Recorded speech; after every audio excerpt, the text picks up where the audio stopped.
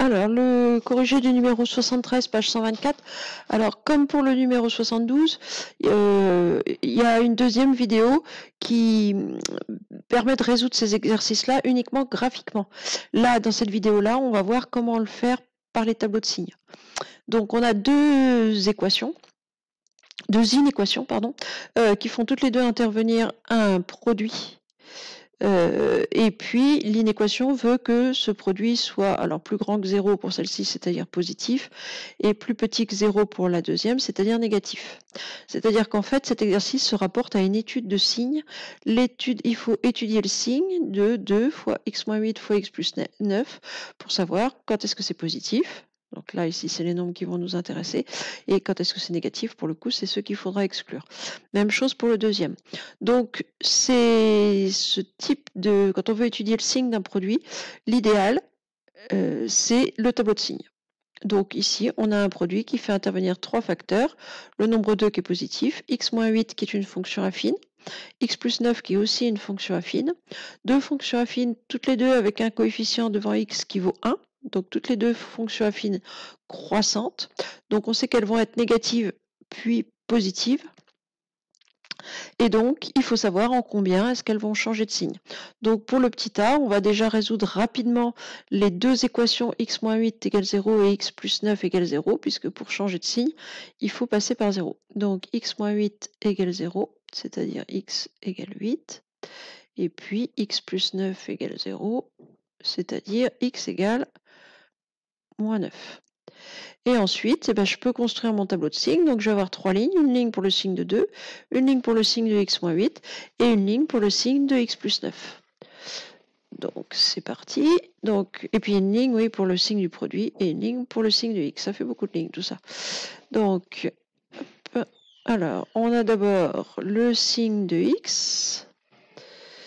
Donc, x qui va aller de moins l'infini à plus l'infini, qui va changer de signe, donc sans doute en moins 9 et en 8. Ce sont les deux racines de notre polynôme du second degré.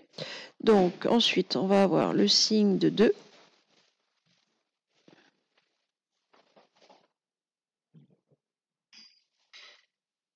Le signe de x moins 8.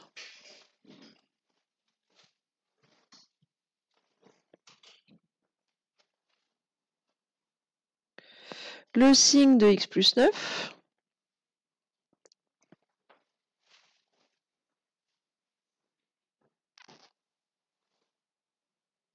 Et enfin, le signe du produit qui s'appelle pas.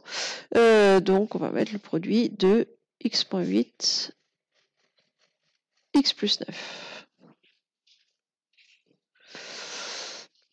Je fais mes colonnes. Donc, hop là.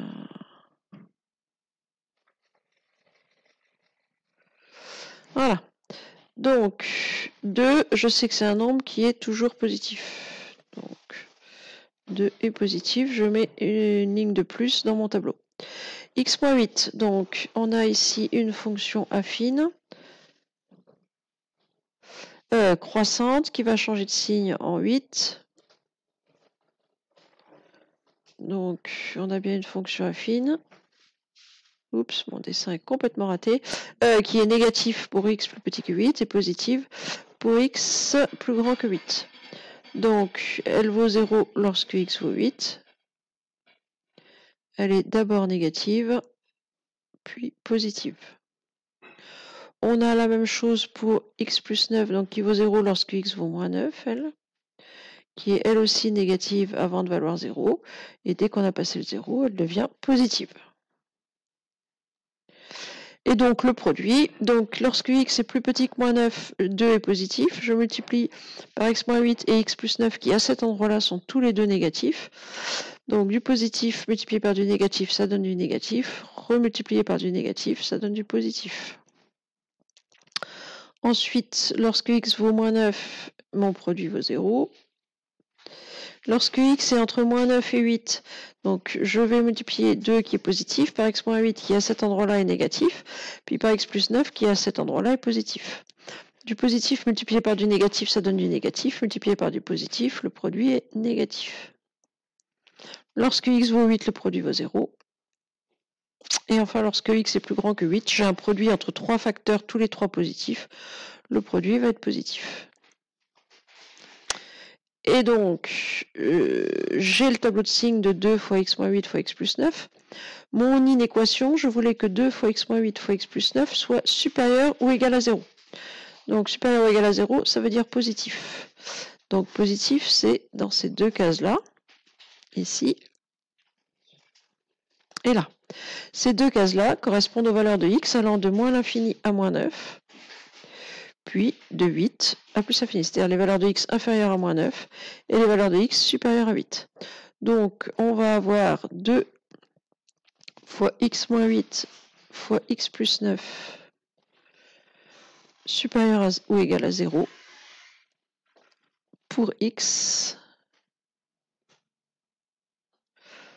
appartenant à, alors, premier intervalle, moins l'infini, moins 9. Je vais garder la valeur moins 9 puisque lorsque x vaut moins 9, mon produit vaut 0 et moi je veux que mon produit soit supérieur ou égal à 0. Donc je garde la valeur x égale moins 9. Entre mes deux intervalles, c'est un union qui veut dire ou. Donc il faut que x appartienne soit à l'intervalle moins l'infini moins 9, soit, deuxième possibilité, à l'intervalle. Donc je pars de 8, valeur que je garde puisque, pareil, mon inéquation c'est du supérieur ou égal à 0. Et je vais aller jusqu'à plus l'infini. Voilà, alors on peut présenter ça comme ça. On peut aussi, vous pouvez aussi trouver S égale. Alors après, on remet la même chose. Hein. S, c'est l'ensemble des solutions. C'est une notation qui est correcte, qui est couramment utilisée. Alors moi, j'aime bien le x appartient à. Bon, maintenant, on peut aussi mettre S égale, c'est l'ensemble des solutions. Pour la deuxième inéquation, on va faire exactement la même chose. Donc c'est x moins 7 fois x plus 5, strictement plus petit que 0. Alors ça va me mettre plus simple puisque j'ai pas de nombre devant, donc mon tableau va avoir une ligne de moins. J'ai un produit avec juste deux facteurs. Donc il y a une ligne dont on n'a pas besoin. Les deux valeurs qui vont m'intéresser ici, les deux racines, c'est 7 et moins 5.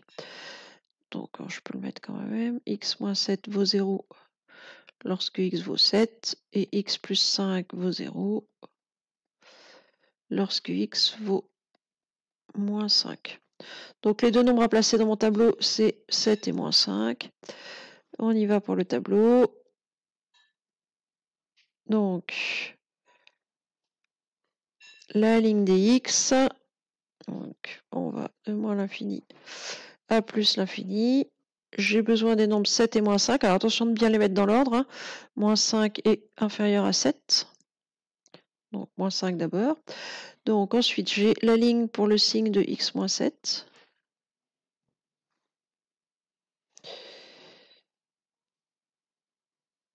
La ligne pour le signe de x plus 5.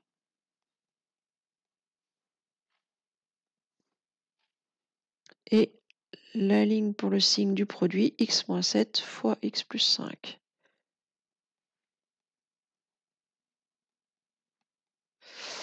Voilà, mes colonnes. Oh, j'ai pris du vert. Et on y va. Donc, x moins 7, donc c'est toujours pareil, hein, c'est une fonction affine croissante, négative avant d'être positive. Il faut d'abord regarder où est-ce que ça vaut 0. Donc ça vaut 0 lorsque x vaut 7.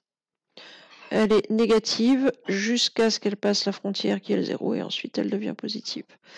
X moins 5, même chose si ce n'est qu'elle vaut 0 lorsque x vaut moins 5. Négative avant de passer 0, positive après.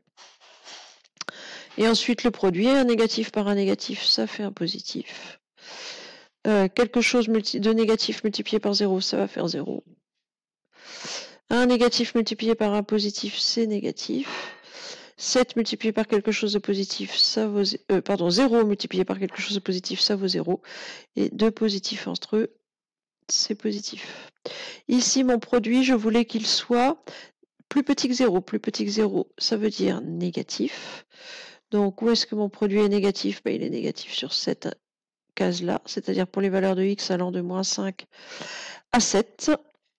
Donc, x moins 7 fois x plus 5 va être plus petit que 0, c'est-à-dire négatif, pour x appartenant à l'intervalle moins 5, 7. Cette fois-ci, c'est du strictement plus petit que 0. Donc j'exclus les valeurs 0. Donc pour x, je vais exclure les valeurs moins 5 et 7. Donc je vais mettre des crochets ouverts, tournés vers l'extérieur pour dire j'exclus ces deux valeurs.